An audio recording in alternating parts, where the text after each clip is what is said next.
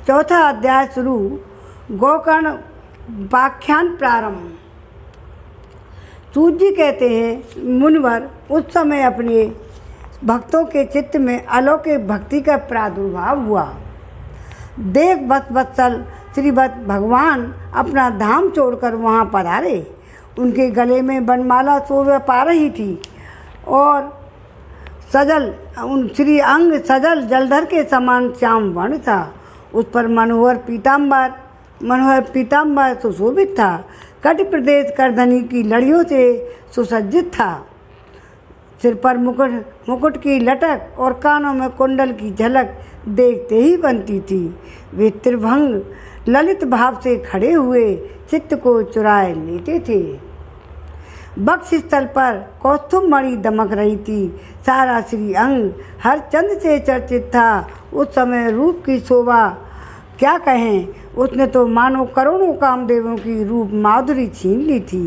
वे परमानंद चिन्ह मूर्ति और मधुरात्रि मधुर मुरलीधर ऐसी अनुपम छवि से अपने भक्तों को निर्मल चित्तों में आविर्भूत अंदर थे। भगवान के नित्य लोक निवासी लीला परकर उद्वादी वहाँ गुप्त रूप से उस कथा को सुनने के लिए आए हुए थे। जैसे ये आ गए चुपचाप। और प्रभु के प्रकट होते ही चारों ओर जय जयकार जय हो की ध्वनि होने लगी। उस समय भक्त रस का अद्भुत प्रभाव चला। बार बार अबीर गुलाल पुष्पों की वर्षा शंख ध्वनि होने लगी और उस सभा में जो लोग बैठे थे अपना देह घो आत्मा के बलते मोह। पुष्पों की वर्षा और शंख ध्वनि होने लगी। उस सभा में जो लोग बैठे थे अपने देह घे आत्मा को भी आत्मा की कोई सुध नहीं रही। उनकी ऐसी तन्मयता देखकर नारद जी कहने लगे, हे मुनीश्वरगण, आज सप्ताह श्रवण की मैंने यह बड़ी ही अलौकिक महिमा देखी। यहाँ तो जो बड़े मूर्ख और दुष्ट और पशु पक्षी भी हैं, वे सभी अत्यंत निष्पाप हो गए हैं। अतः इसमें संदेह नहीं है, कलिकाल में मृत्युलोक में पाप पुंज का नाश करने वाला कोई दूसरा पवित्र साधन नहीं है श्रीमद् भागवत के अलावा। मुनिवर, आप लोग बड़े कृपालु हैं। आपने संसार के कल्याण का विचार करके यह बिल्कुल निराला ही मार्ग निकाला है। आप कृपया यह तो बताइए, इस कथा रूप सप्ताह यज्ञ के द्वारा संसार में कौन कौन लोग पवित्र हो जाते हैं। सनकादिक ने कहा, जो लोग सदा तरह तरह के पाप किया करते हैं, निरंतर दुराचार में ही तत्पर रहते हैं और उल्टे मार्गों से चलते हैं, जो क्रोधाग्नि से जलते रहने वाले कुटिल और काम परायण हैं, वे सभी इस कलयुग में सप्ताह यज्ञ से पवित्र हो जाया करते हैं। जो सत्यता से च्युत माता पिता की निंदा करने वाले, तृष्णा के मारे व्याकुल, अधर्म आश्रम धर्म से रहित, दम्भों दूसरों की उन्नति देखकर कोरने वाले और दूसरों को दुख देने वाले हैं, वे भी कलयुग के सप्ताह यज्ञ से पवित्र हो जाते हैं। जो मदिरापान और ब्रह्मत्या, सुवर्ण की चोरी, गुरिज, स्त्री गमन और विश्वासघात, ये 5 महापाप करने वाले, छल छद्म परायण, क्रूर पिशाचों के समान निर्दयी, ब्राह्मणों के धन से पुष्ट होने वाले और व्यभिचारी हैं, वे भी इस कलयुग में सप्ताह यज्ञ से पवित्र हो जाते हैं। कैसे भी कर्म करें सभी पवित्र हो जाते हैं। जो दुष्ट आग्रहपूर्वक सर्वदा मन वाणी या शरीर से पाप करते हैं, दूसरों के धन से ही पुष्ट होते हैं और मलिन मन दुष्ट हृदय वाले हैं, वे भी कलयुग में सप्ताह यज्ञ से पवित्र हो जाते हैं। नारद जी, अब हम तुम्हें इस विषय में एक प्राचीन इतिहास सुनाते हैं। उसके सुनने से ही सब पाप नष्ट हो जाते हैं। पूर्व काल में तुंगभद्रा नदी के तट पर अनुपम नगर बसा हुआ था। वहाँ सभी वर्णों के लोग अपने अपने धर्मों का आचरण करते हुए सत्य और सत्कर्म में तत्पर रहते थे। उस नगर में समस्त वेदों का विशेषज्ञ और शोध स्मार्ट कर्मों में निपुण एक आत्मदेव नामक ब्राह्मण रहता था। वह साक्षात दूसरे सूर्य के समान तेजस्वी था। वह धनी होने पर भी भिक्षाजीवी था। उसकी प्यारी पत्नी धुंधली, कुलीन और एवं सुंदरी होने पर भी सदा अपनी बात पर अड़ जाने वाली थी। उसे लोगों की बात करने में सुख मिलता था। स्वभाव था क्रूर, प्राय कुछ न कुछ बकवाद करती रहती थी। गृह कार्य में निपुण थी, कृपण थी और झगड़ालू भी थी। इस प्रकार ब्राह्मण दंपति प्रेम से घर में रहते थे और प्यार करते थे। उसके पास अर्थ और भोग विलास सामग्री बहुत थी और घर द्वार पर भी सुंदर थे, परंतु उससे उन्हें शौक नहीं था, क्योंकि जब अवस्था बहुत डल गई तब उन्होंने संतान के लिए तरह तरह के पुण्य कर्म के आरंभ किए। वे दीन दुखियों को गौ, पृथ्वी, स्वर्ण, वस्त्र आदि दान करने लगे। इस प्रकार धर्म मार्ग में उन्होंने अपनी आधा धन समाप्त कर दिया, तो भी उनके पुत्र और पुत्री किसी का भी मुख देखने को नहीं मिला। इसलिए अब वह ब्राह्मण बहुत ही चिंतातुर रहने लगा। एक दिन वह ब्राह्मण देवता बहुत दुखी होकर घर से निकलकर वन को चल दिया। दोपहर के समय उसे प्यास लगी, इसलिए वह एक तालाब पर आया। संतान के अभाव के दुख के उसको शरीर के बहुत सुखा दिया था, इसलिए थक जाने के कारण जल पीकर वहीं बैठ गया।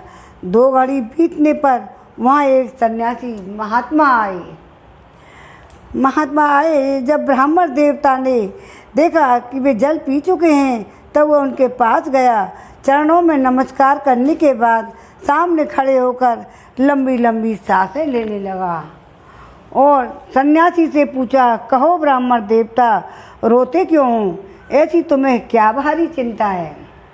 तुम जल्दी ही मुझे अपने दुख का कारण दो। भगवान की कृपा हो जाए जब सब कुछ संभव हो जाता है। वो भूखा प्यासा तड़क रहा था, दुखी हो रहा था संतान के लिए, उस समय ब्राह्मण आ गया। तो भगवान की लीला अपरंपार है। धर्मन नारायण नारायण नारायण भजमन नारायण नारायण नारायण चिरमन नारायण नारायण हरि हरि।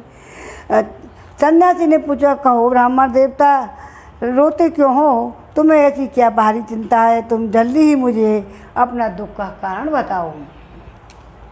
ब्राह्मण ने कहा, महाराज, मैं अपने पूर्व जन्म के पापों से संचित दुख का वर्णन करके अब मेरे पितर मेरे द्वारा ही दी गई जलांजलि के जल को अपनी चिंता जनित सांस से कुछ गर्म होकर के पीते हैं और देवता ब्राह्मण मेरा दिया हुआ प्रसन्न मन से स्वीकार नहीं करते।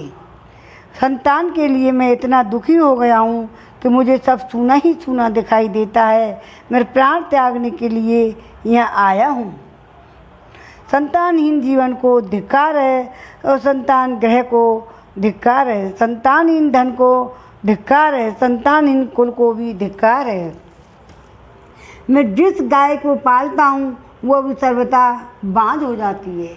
मेरी किस्मत में क्या लिखा है? मैं जो पेड़ लगाता हूँ उस पर फल फूल नहीं लगते। मेरे घर में जो फल आता है वो भी बहुत जल्दी ही सड़ जाता है। जब मैं ऐसा अभागा पुत्रहीन हूँ तब फिर ये जीवन को रखकर मुझे क्या करना है? यूँ कहकर वह ब्राह्मण दुख से व्याकुल हो उस सन्यासी महात्मा के पास फूट फूट कर रोने लगा। तब उन यतिवर के हृदय में बड़ी करुणा उत्पन्न हुई। वे योगनिष्ठ तो थे ही, उन्होंने उसकी ललाट की रेखा देखकर सारा वृत्तांत जान लिया। फिर उसे विस्तार पूर्वक कहने लगे, और जय श्री राम, राधे राधे। सन्यासी ने कहा, ब्राह्मण देवता, इस प्रजापत प्राप्ति का मोह त्याग दो। पहले प्रजा प्राप्ति का मोह त्याग दो। कर्म की गति प्रबल है। विवेक का आश्रय लेकर संसार की वासना को छोड़ दो। विप्रवर सुनो, मैंने इस समय तुम्हारा प्रारब्ध देखकर निश्चय किया है कि 7 जन्म तक तुम्हारे कोई संतान किसी प्रकार की नहीं हो सकती। पूर्व काल में राजा सगर और अंग को संतान के दुख के कारण दुख भोगना पड़ा था। ब्राह्मण, अब तुम कुटुंब की आशा छोड़ दो, संन्यास में ही सब प्रकार का सुख है। ब्राह्मण ने कहा, महात्मा जी, विवेक से मेरा क्या होगा, मुझे तो बलपूर्वक पुत्र दीजिए, नहीं तो मैं अपने आप के सामने ही शोक मूर्छित होकर अपने प्राण त्यागता हूँ। जिसमें पुत्र स्त्री आदि का सुख नहीं, ऐसा संन्यास तो सर्वथा नीरस ही है। लोक में शरत तो पुत्र पौत्र आदि से भरा पूरा गृहस्थाश्रम ही है।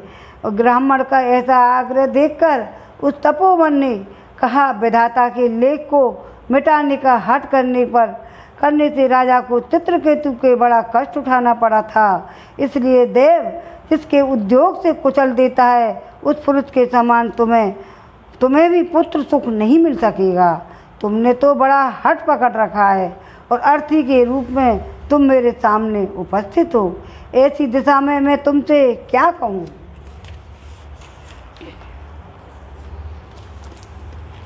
जब महात्मा ने देखा यह किसी प्रकार आग्रह नहीं छोड़ता है, तब उन्होंने उसे एक फल देकर कहा, इसे तुम अपनी पत्नी को खिला देना, इससे उसके एक पुत्र होगा।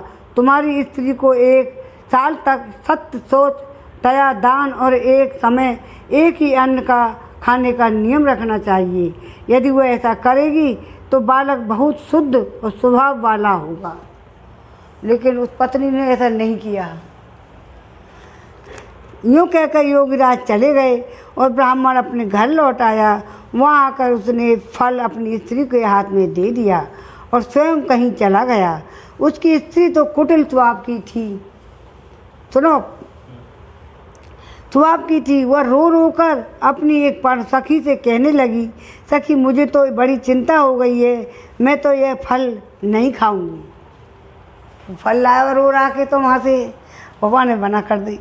फल खाने से गर्व रहेगा और गर्व से पेट भर जाएगा, फिर कुछ खाया पिया जाएगा नहीं, इससे मेरी शक्ति क्षीण हो जाएगी।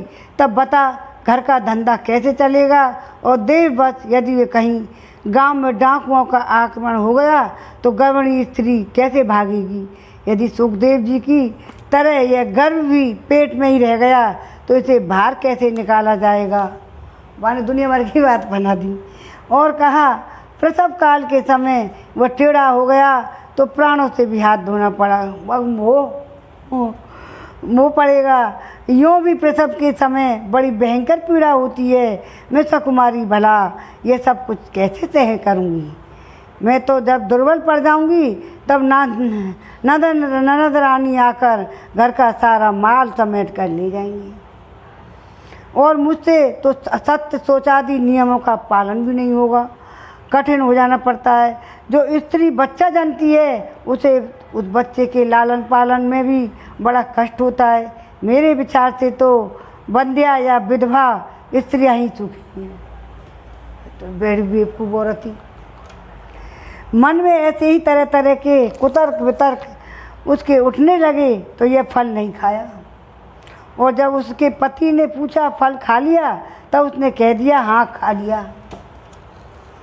तो क्या हुआ, एक दिन उसने बहन अपने आप ही उसके घर आई। तब उसने अपनी बहन को सारा वृतांत सुनाया। हरि ओम, जय श्री कृष्ण, हरि गोविंद हरि। मेरे मन में उसकी बड़ी चिंता हो रही है। मैं इस दुख के कारण दिनों दिन दुबली हो रही हूँ। बहन, मैं क्या करूँ। बहन ने कहा, मेरे पेट में बच्चा है, प्रसव होने पर यह बालक मैं तुझे दे दूँगी। बहन ने कही, अपना दे दूँगी और तेरे बच्चा होगा नहीं, मैं अपने दे दूँगी, कह दूँगी है वो तेरे, तो मैं अपने बच्चे को तुझे दे दूँगी। तब तक तू गर्भवती के समान घर में गुप्त रूप से सुख से रहे। तू मेरे पति को कुछ धन दे देगी तो मैं तुझे अपना बालक दे दूँगी, अपना बालक दे देंगे, तू कुछ धन दे दीजिए। फिर हम ऐसी युक्ति करेंगी कि जिसमें सब